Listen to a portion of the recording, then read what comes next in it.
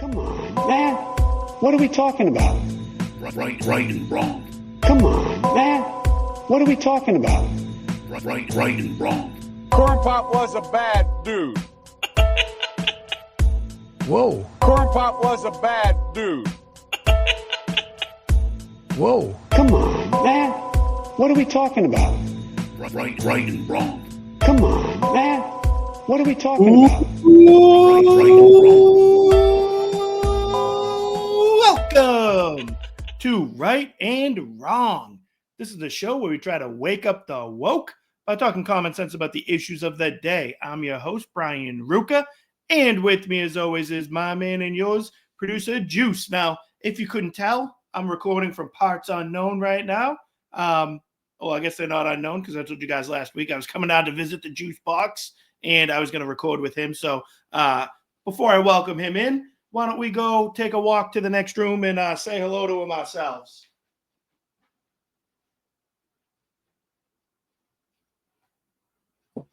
Here is your man and mine, producer Juice. Let's go. We can feel like a rock band using the same mic. Oh, yeah, baby. Holding it down in the same building together, even if we couldn't figure out how to record from the same room with each other. That is right. Let's go. Fill the void, Juice.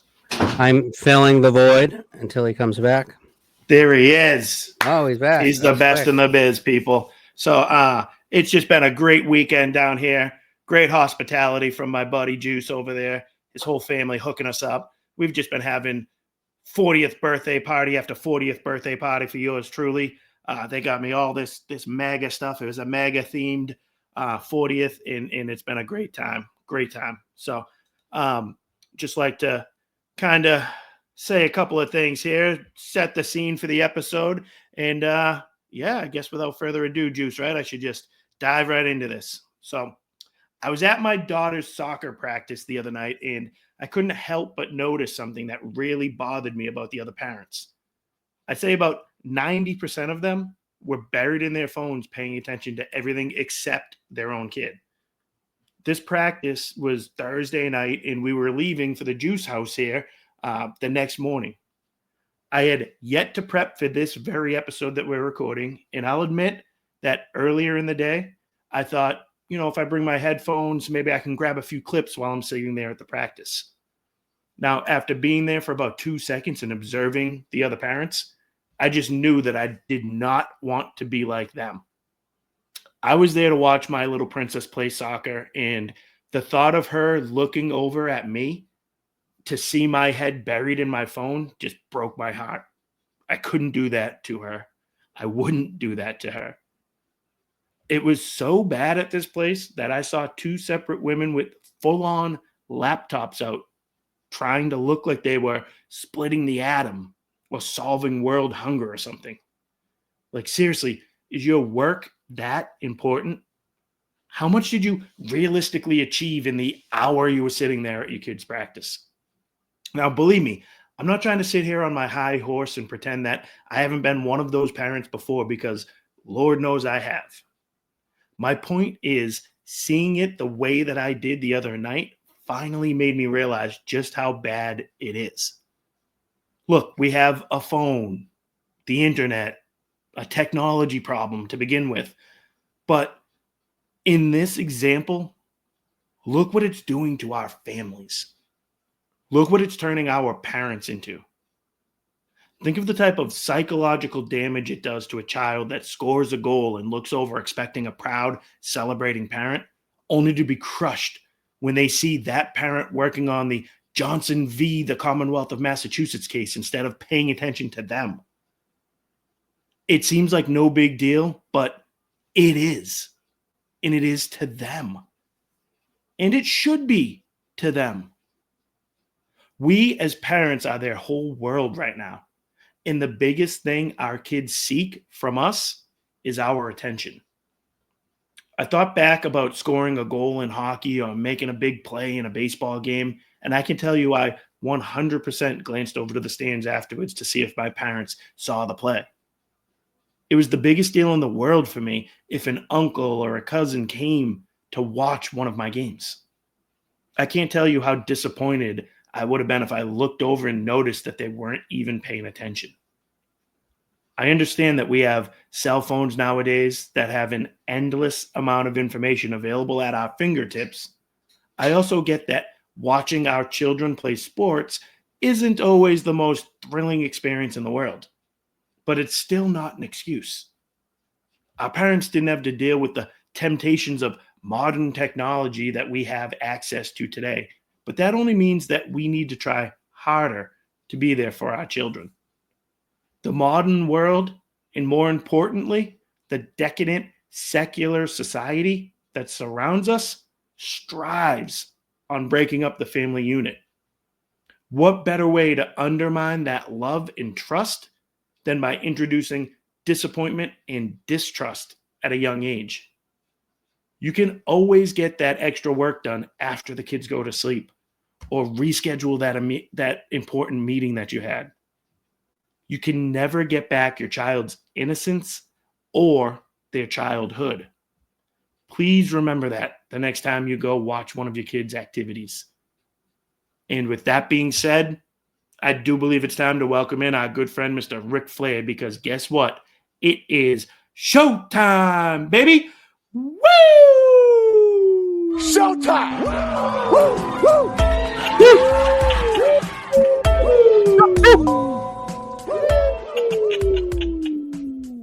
Showtime! I am fired up. How about you, my man? Yeah, man, feeling good. Little lubed up. Little lubed up, little looped up, hearing an echo in my ear, but that's okay. Hopefully the folks out there don't hear the same thing. An echo from what? Echo check.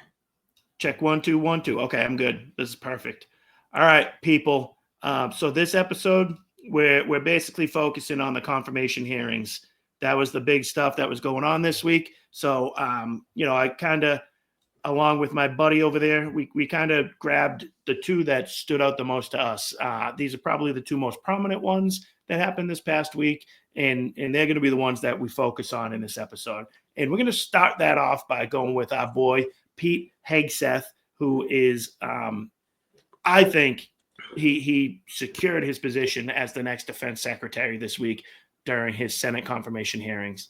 And I'll give Pete, a tip of the cap right here off the bat for his one of his opening remarks he said early on, and he credited our Lord and Savior for the spot that he's in right now in his life, and it was great to hear. So, Juice, you want to hear from Pete? And as Jenny and I pray together every morning, all glory, regardless of the outcome, belongs to our Lord and Savior, Jesus Christ. His grace and mercy abounds each day. May his will be done. Amen.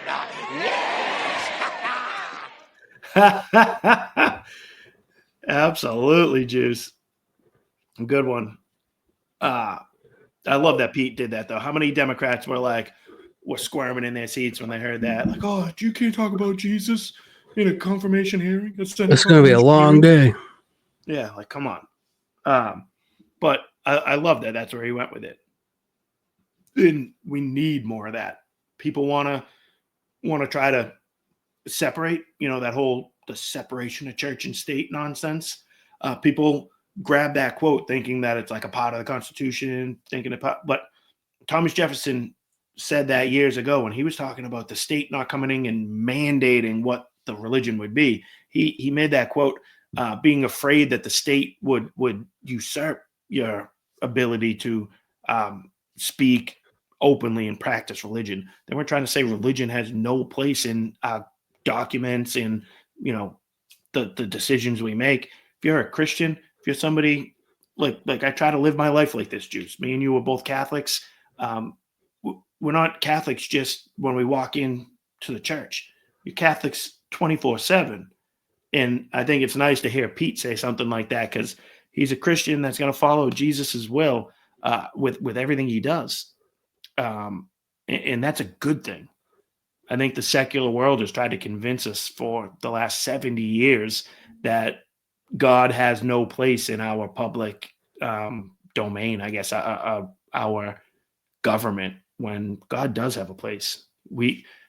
He's putting people in positions of power that are going to make decisions based on, his will and his vision and his, I like that. I like the idea of that. Not to mention, it's in every document, like you said.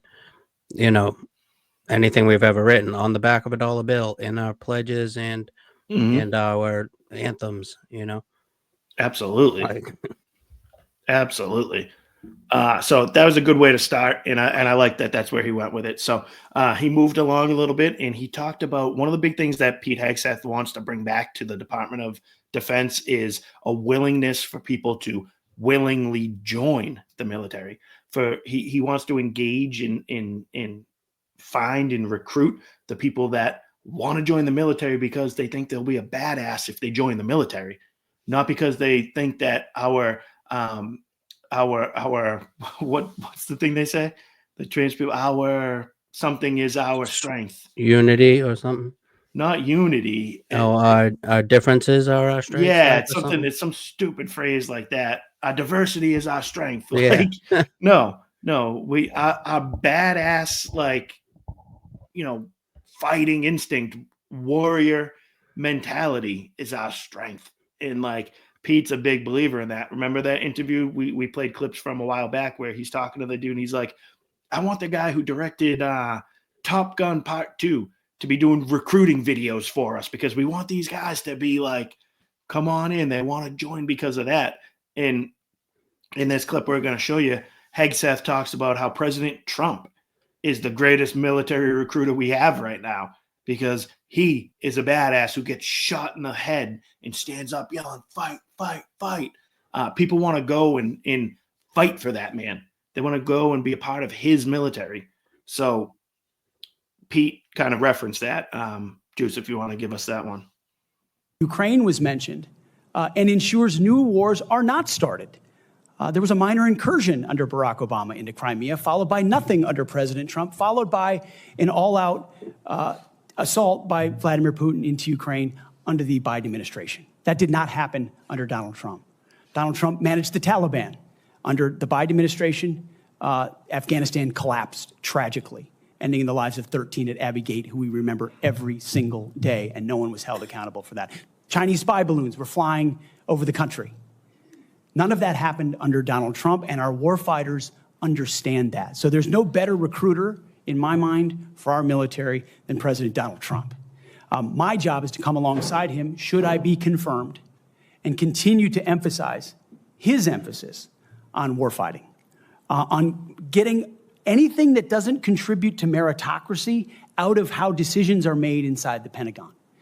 What gender you are, what race you are, your views on climate change, or whether you are a person of conscience and your faith should have no bearing on whether you get promoted or whether you're selected to go to West Point or whether you graduate from Ranger School. The only thing that should matter is how capable are you at your job? How excellent are you at your job? I served in multi-ethnic units in every place that I served. None of that mattered.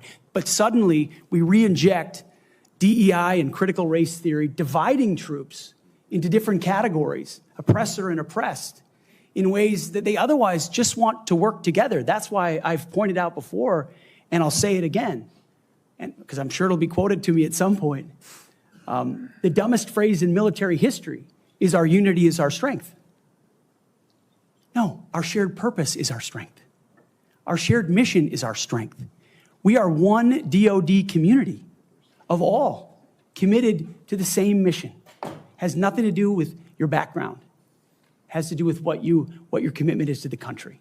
And that is my solemn pledge to every single person that would put the uniform on and reflects President Trump's priorities as well. Senator. Juice, honestly, how can anybody argue with that? Yeah, I want to have the best people in positions to fight wars, and I want the main thing to be, can they do the job, and do they have a love of country that they want to protect? Exactly. That's phenomenal. And I love how we started the first clip, we highlighted his talk of Jesus and his faith and stuff. And he even said in that clip, someone's faith should have no bearing on if they get promoted or not. And he's right. It shouldn't. I like that he says that because I just have that in me where I think if you're a man of faith, I think if you're a man who can humble himself and praise the Lord for the things you've been given, that in turn is going to benefit you and help you and make you a better person, leader, worker, all everything. But just because you can sit there and say, like, praise God, give all the credit to Jesus, I don't think you should be promoted because of that. I just have a personal bias that I think that that's going to help that person. But I love that Pete said, like, hey, he basically was like, hey, the thing I just said a few minutes ago, that's not why I'm in this position. I'm in this position because I've succeeded at what I do. I'm here to bring the best fighting force forward. And that's all I care about. And it's just like an A+ answer. Anything else to add to that one before we shift to the next one? No, I said my piece. He's like, I'm just trying to train war fighters. Like Exactly. nothing else here. Like protect the country. Hoorah, right? Okay, so a lot of stuff that happened in this one. Actually, this is the one hearing confirmation that I had a headphone in during work and was tuned in live to this one. So I caught this one like basically the entire thing. All the other ones I've just seen the most important pieces from it, kind of. This one was pretty cool to see the whole thing. And I'm telling you, every single female senator that started questioning him, like they were just like glamming on to that, to like his past comments about women soldiers, women on the front lines, like stuff like that. And I feel like they just take him out of context and try to project onto him where he was able to answer it perfectly. Like they came across, and I'm sorry, like I feel like at times I probably come across as sexist here on the show, and I'm a little critical on feminism, but I love women. I really do. I love my wife. I think women have the greatest ability, the most important quality that we need in anybody on this earth to give birth and to raise children. Like that's the most noble quality that a woman has. I respect that women can join the workforce, can do things, but I disagree that men and women are the same. We're not. We're just not. In a country that willingly puts their women in the front lines to go fight for their country is not an honorable country in my mind. I'm sorry. There's probably women out there that could kick my ass, I'm sure. But on the whole, we're just two physically different humans. And Pete's whole point was like women were not put into frontline combat until about 10 years ago. Our military just didn't allow it. And allowing it to happen is all about woke leftism. It really is. It's like, ooh, women can do anything a man can do, blah, blah, blah. And Pete's not in favor of like taking all women out of the military. Pete's in favor of holding, if we're going to go down this route, if we're going to put women in frontline roles, they have to perform the job at exactly the same requirements that a man would have to, because those people, everything they do is life or death. And I don't know about you, Juice. Like, I'm not a badass. I couldn't be there. I couldn't pass these standards, but I sure as hell wouldn't want to be, on death's door, depending on someone who got to their position because the standards were lowered to let them there now to save me in a bad situation. I wouldn't want to be in that spot. Would you? No, I agree. Like I'm not there, can't pass him either. But if you didn't and can't, you're my best friend. I don't want you having my six if you're not cut out for the role. Exactly. That's all it's about. And I think Pete handled it like they all came at him on this stuff. And he basically stuck to this script most of the day with all of his answers to it. And he kept it to the standards. And the good thing is he said it in a way that's going to allow him to be confirmed. But you and I and everybody all knows that if he's able to implement what he's talking about here, women in the frontline combat roles are going to cease to exist anymore. So let's hear what he had to say. I'm incredibly grateful for the two women who've served our military in uniform, and including in the Central Intelligence Agency, contributions on the battlefield, indispensable contributions. Senator, I would like to clarify, when I'm talking about that issue, it's not about the capabilities of men and women, it's about standards. And this committee has talked a lot about standards. Standards that we, unfortunately, over time, have seen eroded in certain duty positions, certain schools, certain places, which affects readiness, which is what I care about the most. Readiness I on the appreciate battlefield. that. And so my comments point time and time again to standards. Standards. That's what it's all about. Let's hold everybody to the same standards. At one point, he talked about the weight of like a pack that someone's gonna have to hold. Is like I'm kind of just, I don't remember the exact quote, but just used for the example, that pack weighs 110 pounds. The pack the weight doesn't change based on who's holding it, based on if it's a man, a female, a black person, a Spanish person, a lesbian, a gay man. It doesn't. A pack's 110 pounds no matter what. Can the person carry the pack and still run? Can the person hold their weapon and still perform the duties? And let's have the same standards for everybody. We're not going to make it, lower based on if you're a woman or not. And I just think that's the way you have to do it. Like, it is what it is, right? Like, why are we wasting time on that? So I like that he did that. Juice, anything else on that bit? No, sir. I think we're cruising right along on this app. This is nice. Maybe we need to be in the next room from each other every week. Okay. The best exchange by Mr. Hegseth on the day probably came from this one that if you listen, you'll hear the crowd actually laughs at how ridiculous the senator from Massachusetts, Senator Chief Elizabeth Warren, sounded when she asked Pete this question. You're quite sure that every general who serves should not go directly into the defense industry for 10 years. You're not willing to make that same pledge? I'm not a general, Senator. You'll be the one, let us just be clear, in charge of the generals. So you're saying sauce for the goose, but certainly not sauce for the gander? I would want to see what the policy of the president I'll is. bet you would. Oh, that's incredible. She's a chief. She should know, right? She should. Chief outranks civilian. He's a civilian, right? But I love that. Oh, generals, are you willing to pledge that as a general, you're not going to take a buyout after you leave? Well, I'm not really a general, so there's that. I did play Risk the other night with my kids, so oh, it's great. She's such a moron. But how bad is it that the whole crowd laughs at it? And that right there is yet another reason why I think it's a good thing that President Trump has picked people that are good and comfortable on television for some of these roles that he's picking. The left tries to make fun of Hegseth for being a Fox News weekend anchor. I think the fact that Pete spent time on television, he is an anchor, I think that helps him in a situation like that because one, he's a good looking guy.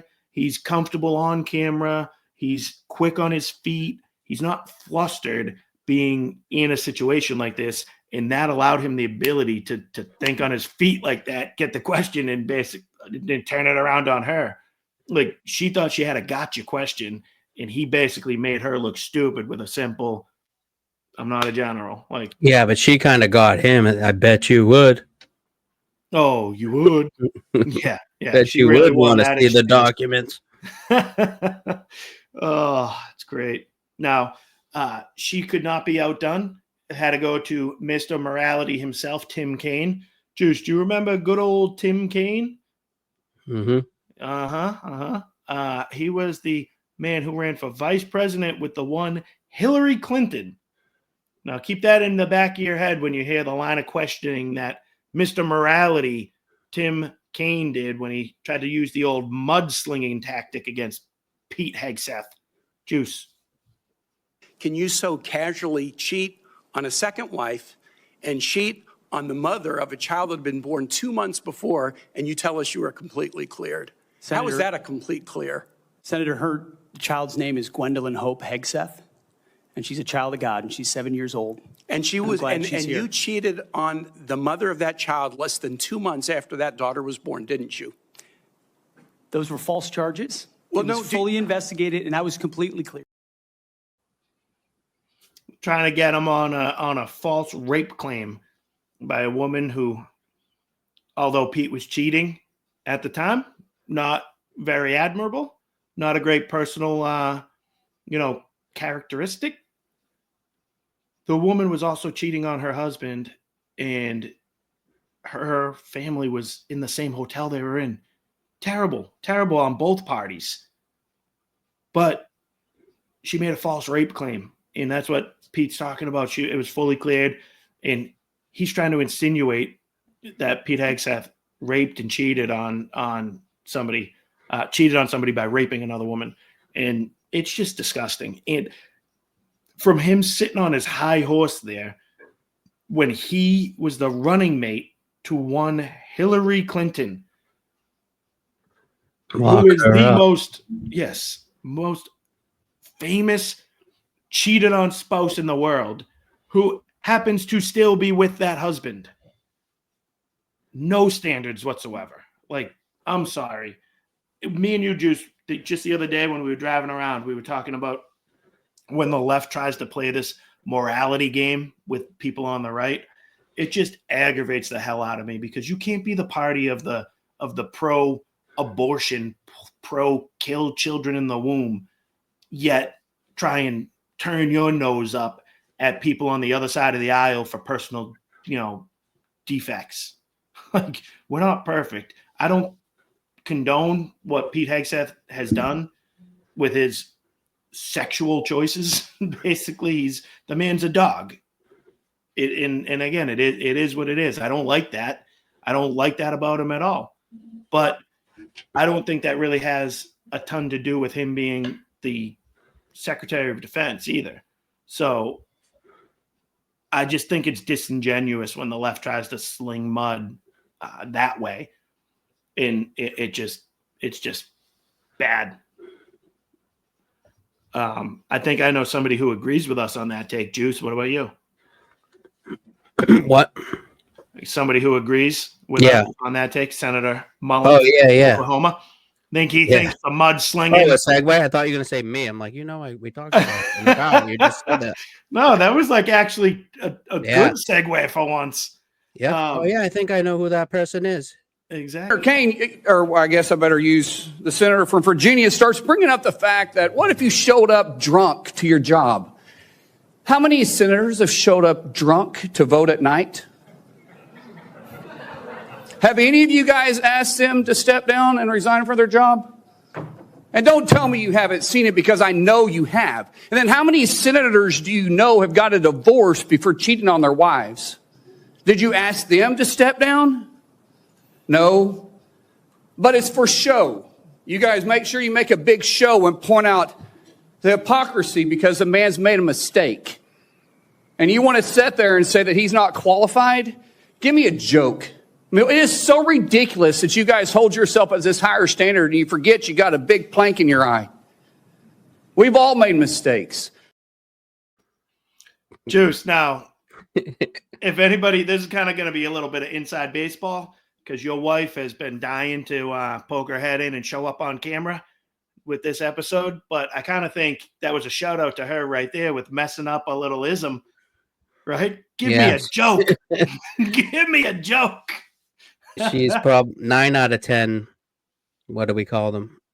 Phrases? Well, no, I'm saying, what do you call them in the real world? Oh, the real world? I don't know. Not a cliche, but a saying, Yeah. Yeah, I don't want to blow her up. What was he going for on that? Give me a break. Give me a joke. That's hilarious. Give me a joke. It would have been funny if somebody being like, point of personal privilege. Senator Mullin, did you hear about the one? Like, so, Senator Mullin, knock, knock.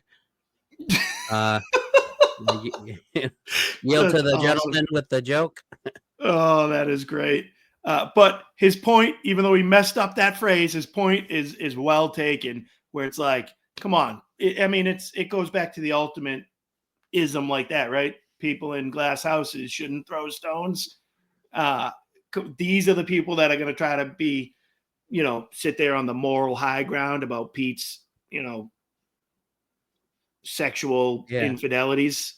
No, how many of them like I think that's Senate like rules 101, like I must sleep with intern. Like it's crazy. These people are just they're nasty, not the greatest people in the world. So Side note, I don't really have a big problem with if they went out for a couple drinks before the vote. Most times you know what your vote is. You just gotta, wait and they call you in. Like you get called in sometimes to we're gonna actually vote on that tonight. Yeah. And like for the entirety of history, people have kind of talked about these things, try to make a deal.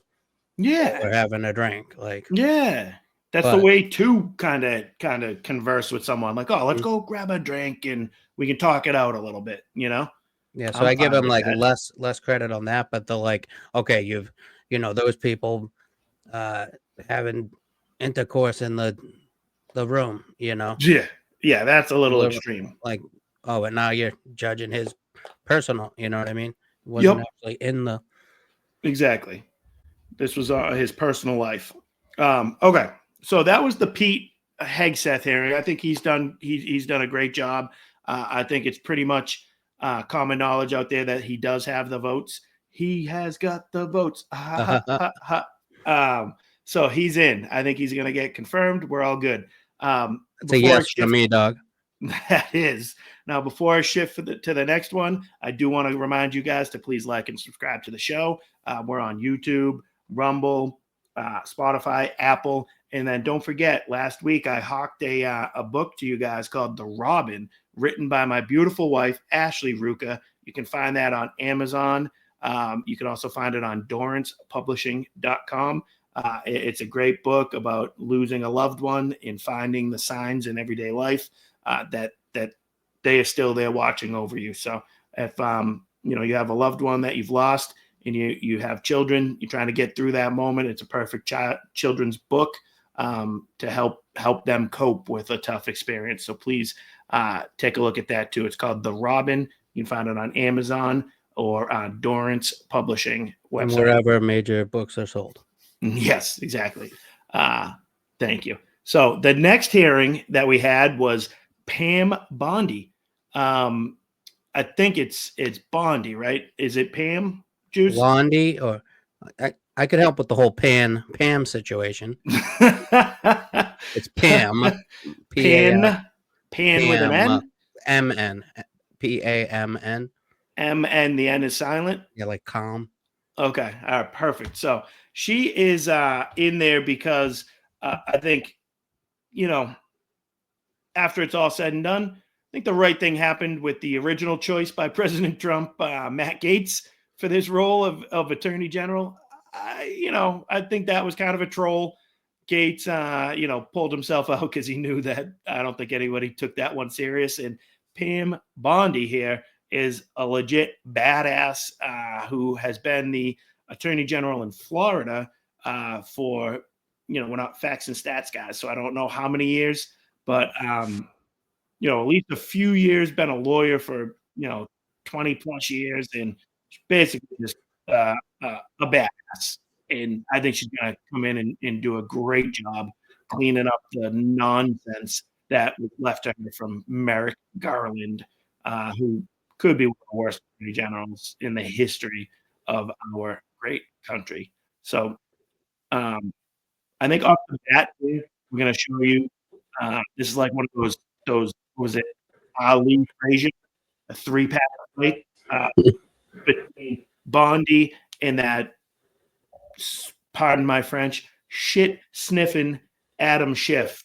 That's what this guy's face looks like to me. Like he's smelling farts all the time or something.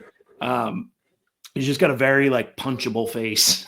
And he looks like just, guy that just aggravates the hell out of you. So he went at it with her In the first clip, he's trying to get her on the whole weaponization of the DOJ, which is ridiculous in its own right after what we just witnessed over the past 4 years. But he's trying to act like she's going to go on Trump's behalf after people that, were outspoken about him, specifically in this clip, like Liz Cheney. So, Juice, why don't you give us this one? Let me ask you a different, simple question. The president also wants to jail Liz Cheney. Sitting here today, are you aware of any factual basis to investigate Liz Cheney? Yes or no? Senator, that's a hypothetical, and I'm not going to answer that question. No, it's not hypothetical. I'm asking you, sitting here today, whether you are aware of a factual predicate to investigate Liz Cheney. Senator, no one Based has on asked what you me know. to investigate Liz Cheney. That is a hypothetical. The president has called for it publicly. You are aware of that, aren't you? No one has asked me to investigate. But the president has We're called, also worried about Liz Cheney, the Senator. president has You know what called we for should this. be worried about? Ms. Bondi, the please crime rate answer in my California questions. right now You is are through aware, the roof. Ms. Bondi, Your robberies Ms. are Bondi, 87% higher than the national my question average. is this. That's what I My want to question be is focused this. on, Senator. Do you have the if I'm power to confirmed say as no to the Attorney president? General. And what you're suggesting today by your non-answer is you don't have the independence to say no to the president. So let me ask you. Ridiculous, right? I love that she flipped the script on like, let's talk about California, dude. You're sitting here worrying about nobody said anything to me about Liz Cheney. I could give a rat's ass about Liz Cheney. And you want to sit here and try and like hammer me about something like that. Look at your own state that you're coming from, buddy. So that was a good job. And he, like, I'll give him credit. Like he's a talented politician because he talked over her best points there, which I think is a good tactic on his point because you don't want to give her that clean clip. And he just kept doing his one stupid thing there. It doesn't make sense. I think he ends up looking dumb from it, but I think that's part of his strategy, right, Juice? I believe so. I love what she said, though. It was awesome. Awesome. Now this next one here, round 2, was talking about, like, she drops a great line about not wanting to play politics here with her position. And it stuck out to me because this jackass, we're in the year 2025 now, and he's still trying to relitigate the 2020 election because they think that that's their strength against Trump, where it's like, dude, 5 years later, you want to relitigate something from 2020? Let's relitigate the whole mask nonsense and Fauci and all that stuff, buddy. You really want to go down this rabbit hole? Or can we agree to move on from that and let's focus on the future here? So I think Pam Bondi handled this one pretty well too. Juice? Can you tell him that Donald Trump lost the 2020 election? Can you say that? Do you have the independence to say that? Do you have the gravitas, the stature, the intestinal fortitude to say, Donald Trump, you lost the 2020 election? Can you tell us that here today? Senator, what I can tell you is I will never play politics. You're trying to engage me in a gotcha. I won't do it. I won't play politics with any ongoing investigation. So let me ask you another. Like you did leaking your colleague Devin Nunes's memo. If you can't answer the question, let me ask you a different, what should be a simple truth, not a hard one.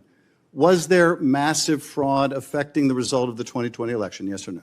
Senator, I'm glad you asked that question. If you'll let me answer what I saw in Pennsylvania. No, I asked a simple question about massive fraud. I can only tell you what I saw in Pennsylvania. I know you want to answer a different question, but my question is, can you tell us whether there was massive fraud affecting the results of the 2020 election, yes or no? Was there or was there not? I can tell you what I saw when I went as an advocate to the campaign. That's not my question. So you can't answer that question. You can't speak. That's ridiculous. He asked a question that's general and broad, massive fraud in the election, right? And she wants to answer it with, you know what? I can't answer if there's massive fraud in the election because I focused on the fraud in Pennsylvania. Would you like to hear about that? And he's like, no. No, I don't want facts and stats. No, don't go there. Yeah, exactly.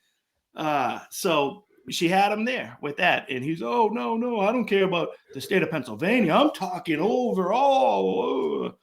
And she, I'm glad you asked that. That was awesome. He was like, oh, shit. Good stuff. All right. You want to end the shift? The shift? Yeah, shift situation? Shift from shift. Yes, this was his last one, and I love this. I love her response to this too, because he's trying to like drill her on day one of Trump. He's gonna, write all these throw these cases out, and all the dudes, the January 6th people. So he thinks he's got her here with this moment, like, oh, you're gonna be able to read all this stuff, and I think she handles it perfectly. So let's see. Will it be your advice to the president? No, Mr. President, I need to go over them on a case-by-case basis. Do not issue blanket pardons. Will that be your advice to the president? Senator, I have not looked at any of those files. If confirmed, I will look at the files. And will you be able to do? Will you be able to review hundreds of cases on day one? I will look at every file I am asked to look at. Of course you won't. So will you advise the president? Can I answer the question? Well, my question I would have plenty of staff. You said, of course you want. You'll be able to review hundreds of cases on the first day? I'm not going to mislead this body nor you. All right, let me ask another question. You don't want to answer that. Let me answer another question. You were censured by Congress, Senator, for comments just like this that are so reckless. The bomb at the end, right?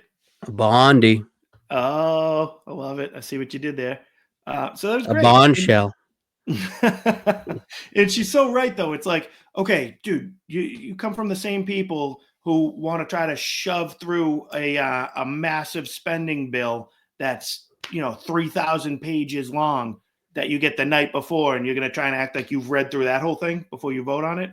She's sitting there being like, no, I have staffers on my team. We're going to divide it. Be like, okay, you get 10, you get 10, you get 10. Let's boom, boom, boom, boom. Let's look through the facts. All right. Pardon. Yeah. Give me a stack of like these ones are, exactly. I would say guilty, not worth our time. And I'm sure someone in her position, you're going to be like, dude, if there's something that's not black or white, you have an extra question, put that in the bring to me pile. Yeah. You know what I mean? Like, I think she can delegate part of her work and prioritize. What are the ones with the biggest, like, what's the most egregious with biggest sentences? Exactly. Give me a pile. Somebody assaulted a police officer, they're not getting pardoned. Like, you took that extra step to assault a police officer. Yeah, put that in that pile, right? Exactly. Yeah. So come on, dude. It's just so stupid. All right. So shifting from someone who was trying to grill her, let's go to somebody on her side of the aisle here, from Mr. Ted Cruz, who I think looked at it as a yes vote from him, dog. And he what he says here is just perfect. He nails the last 4 years of what we've had to deal with, and kind of sets her up with a good thing here. So, Juice, you want to give us Ted Cruz? And, when it comes to weaponization, it's worth noting that in more than 2 centuries of our nation's history, no president had previously been indicted, no president had previously been prosecuted until the Biden-Harris White House came along. And in the last 4 years, we've seen Donald Trump indicted and prosecuted not once, not twice, not 3 times, but 4 separate times. And 2 assassination attempts, Senator. I have to say, Javert from Les Mis would be chagrined at the efforts of Democrats to do anything possible to take him down. And I believe the real target in this was not President Trump, but it was the American people, that these prosecutions were brought because partisan prosecutors were terrified that the American people would do exactly what they did in November of 2024 and vote to reelect Donald J. Trump. Unbelievable, right? Is he not right about that, with coming in with the awesome theater buff knowledge for us, Juice? Who would have known? Who would have known? I think this might be what he was referencing. Lord, let me find him, that I may see him safe behind bars. I will never rest till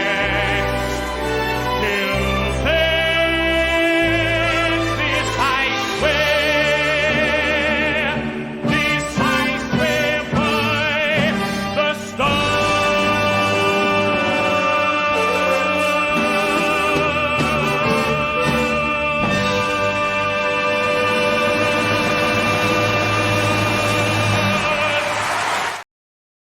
If only Merrick Garland could sing, that's what he would have been doing the last 4 years, right? Lord, I will never rest until I see Trump safe behind bars. Sorry for everybody out there. That one's going to be. That didn't hurt too much. That was a great reference, though. I was cracking up when I heard that. And I just was like, okay, no matter, we got to pigeonhole this one into the episode. You just got to make that work. But it was great. He's so right. That's what the left has been doing for 4 years. Yet they're going to try to turn around and sit on their high horse again to all these Republican nominees and be like, oh, are you going to weaponize the DOJ against your political opponents? Like, what do you think's been happening in the world the last 4 years? It's I wish I had my bell, Juice. Because it's mind-boggling. Thank you. It really is crazy. All right, so those were the hearings. I don't think either nominee is in question. They're both gonna sail to confirmation, and I think the country's gonna be better off because of it. All right, Juice, you got anything else to add to the whole Pam sitch? No. All right. Ready to. We shift from shift. Now we can cruise along to the next segment. Oh, I see what you did there. I like it. All right. And we're nice and tight this episode. So we're going to bring things home with our always fun, always popular Come On, Man segment of the day. You guys know that this one has been going on since day one. It's usually it's a clip or someone saying something, doing something so absurd, so ridiculous that even though we're going to make fun of them for a couple of minutes here, Juice, there's really not much else we can say to them except, oh, man. Exactly. And who else should we choose on this one other than the man who has 1 day left at the time of recording here? This is Sunday, January 19th, President Unity's very last day in office. This man, arguably the worst president we've ever had. And I believe we had a president that was in office for about 3 days before he died, right? Back in like the 17-somethings, 18-somethings. Maybe I think it was like a 23-day run. That guy was more successful than Biden. He achieved more. Jimmy Carter was a better president than Biden, and he was pretty bad.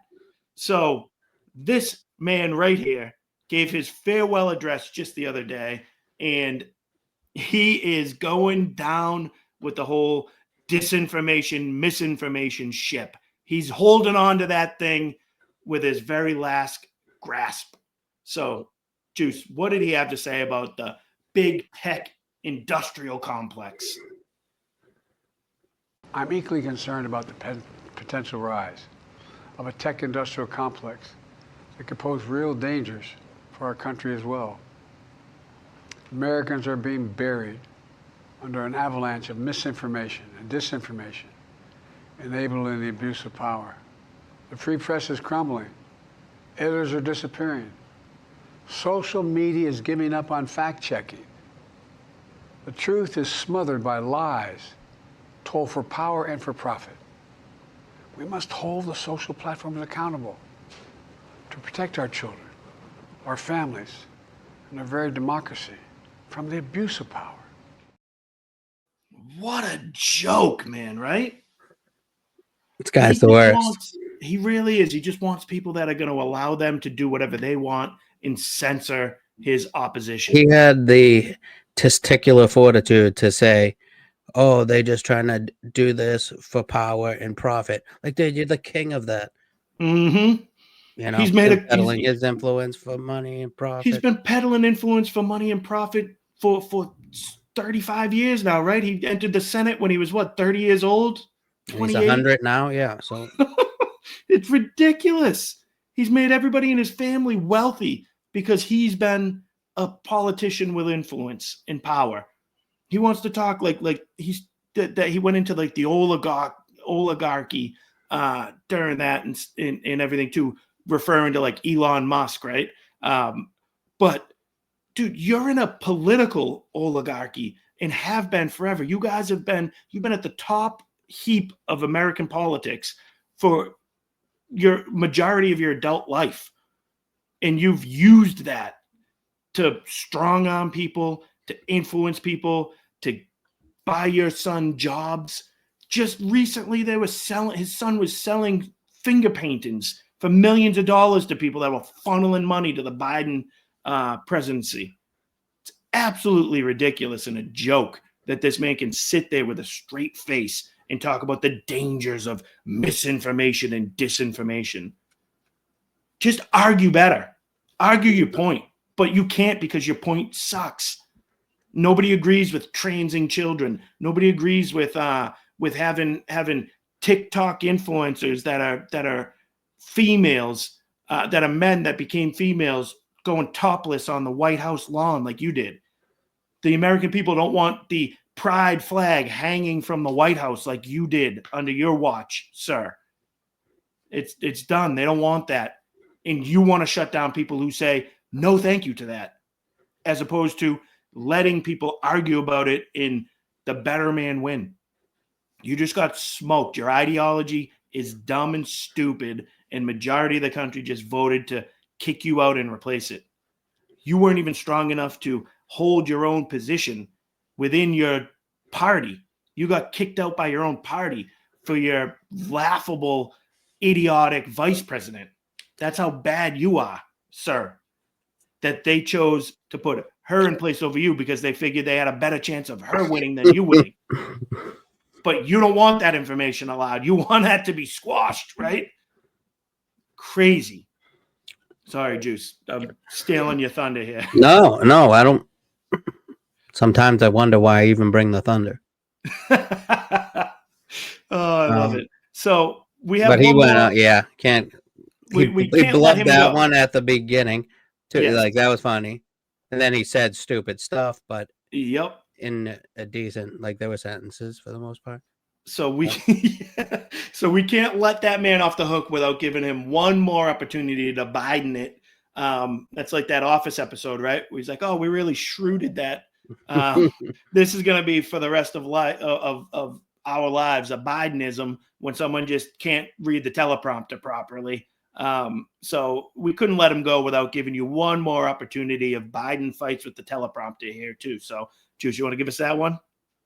In his farewell address, President Eisenhower spoke of the dangers of the military-industrial complex.